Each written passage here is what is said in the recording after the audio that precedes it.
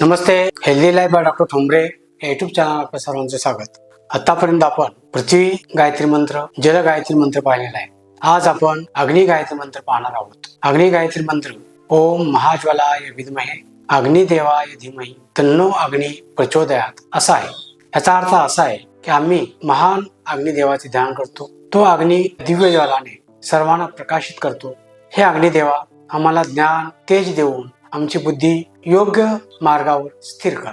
सृष्टीतील अग्नितत्व व मानवाच्या देहातील अग्नितत्व उष्णता, ऊर्जा, परिवर्तन व महाभूतांचे संचलन अग्नीद्वारे होत असते। अग्नितत्वाचे महत्व म्हणजे अन्नाचे पचन करणे, ऊर्जा निर्मिती करणे व शरीरास कार्यक्षम बनवणे। त्याचबरोबर बुद्धी, तेज, उत्साह, आत्मविश्वास वाढवणे व शरीराचे तापमान नियंत्रित करणे, प्रतिकार शक्ती वाढवणे। उत्तम अग्नीचे लक्षण म्हणजे चांगले पचन, त्वचा नैसर्गिकरित्या तेजस्वी असणं व स्वभाव शांत आणि निर्णय क्षमता आणि एकाग्रता चांगली असणे। अग्नी जर असंतुलित झाला तर पचन होत नाही, ऍसिडिटी वाढते, राग लवकर येतो, चिडचिडपणा येतो, मळमळणे व पोटात जळजळणे, घाम येणे इत्यादी लक्षणे निर्माण होतात। मंदाग्नी जर असेल तर भूक मंदावते, अपचन, आळस, अशक्तपणा येतो, काम करण्यास उत्साह राहत नाही। त्यासाठी काय करावे? त्यासाठी ताजे पचन होणारे हलके व सकस आहार घ्यावा। सकाळचा नाश्ता 8 ते 9 या वेळेत, सकाळचे जेवण हे 12 ते 1 या वेळेमध्ये घ्या। त्यावेळेला सूर्यशक्ती चांगली असते व पचनशक्ती चांगली असते। त्याचबरोबर नियमित व्यायाम करा, योगाभ्यास करा व पुरेशी झोप घ्या। खाण्यामध्ये तिखट, तेलकट, शिळे अन्न घेऊ नका। त्याचबरोबर ह्या अग्नी गायत्री मंत्राचे पठण 11 वेळा ते 108 वेळा करावयास हरकत नाही। अग्नीचे प्रकार: अग्नी, जाठराग्नी, धात्वाग्नी, भूताग्नी अशा पद्धतीचे अग्नीचे प्रकार आहेत। जाठराग्नी 1, भूताग्नी 5 व धात्वाग्नी 7 असे एकूण 13 प्रकार येतात। जाठराग्नी याचे कार्य अन्नाचे पचन, शोषण, अन्नाचे रूपांतर ऊर्जेमध्ये करणे हे आहे। जर समाग्नी असला तर योग्य पचन होते, योग्य चयापचय होते व ऊर्जा निर्मिती व्यवस्थित होते। तोच अग्नी विषम असेल तर वाताचा प्रकोप होतो, पचन मंदावते, तर कधी पचन तीव्र होते, त्यामुळे गॅस व अपचन, पोट अस्वस्थ राहते। अग्नी तीक्ष्ण असेल, कोष्ठाग्नी, तर यात पित्ताचा प्रकोप होतो, फास्ट पचन होते, ज्यादा भूक लागते, ज्यादा तहान लागते, पित्त व पोटामध्ये जळजळत राहत।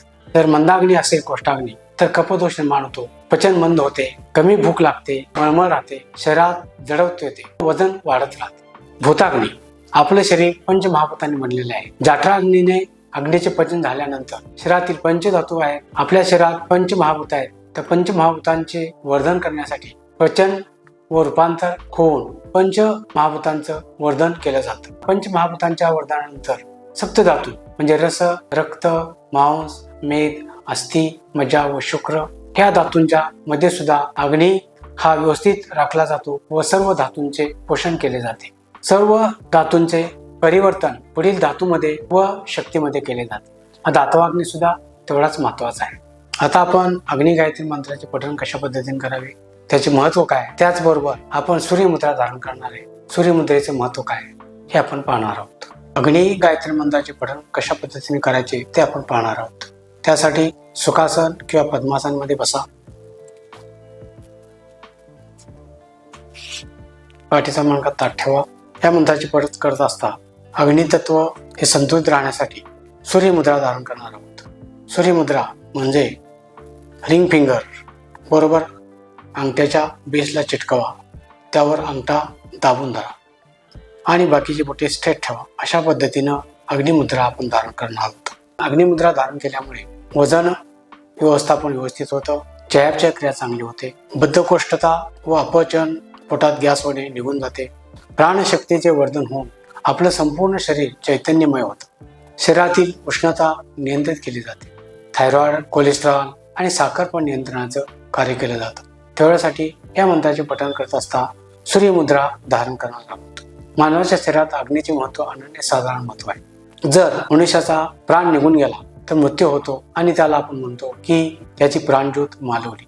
म्हणजे आपल्या शरीरासाठी अग्नी हे अतिशय महत्वाचं आहे। त्याचं नियंत्रण करण्यासाठी आहार, विहार, आचार, विचार व्यवस्थित ठेवले तर निश्चितपणे आपलं अग्नितत्व व्यवस्थित राहू शकतं। अग्नी गायत्री मंत्राचे पठण व सूर्यमुद्रा कोणी धारण करू नये। ज्यांना ताप आहे, मुळात ज्यांचं वजन कमी आहे अशाने धारण करू नये। ही मुद्रा व या गायत्री मंत्राचे पठण करत असता पाणी शरीरामध्ये योग्य प्रमाणात राहील याची काळजी घ्या। या मंत्राचे पठण अशा पद्धतीने करायचं आहे। ओम महाज्वालाय विद्महे अग्निदेवाय धीमहि तन्नो अग्नि प्रचोदयात्।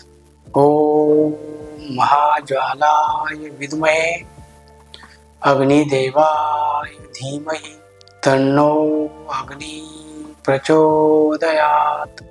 ओम महाज्वालाय विद्महे अग्निदेवाय धीमहि तन्नो अग्नि प्रचोदयात्।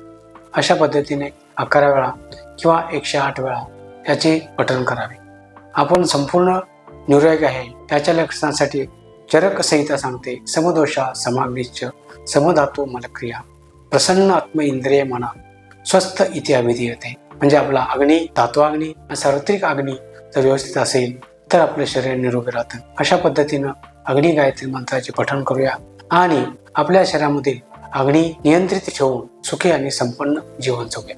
हा व्हिडिओ आपल्याला आवडला असेल तर लाईक करा। तुम्हाला काही शंका असतील तर कमेंट्स बॉक्समध्ये कमेंट टाका आणि असेच व्हिडिओ पाहण्यासाठी आमचे चॅनल सबस्क्राईब करा। धन्यवाद।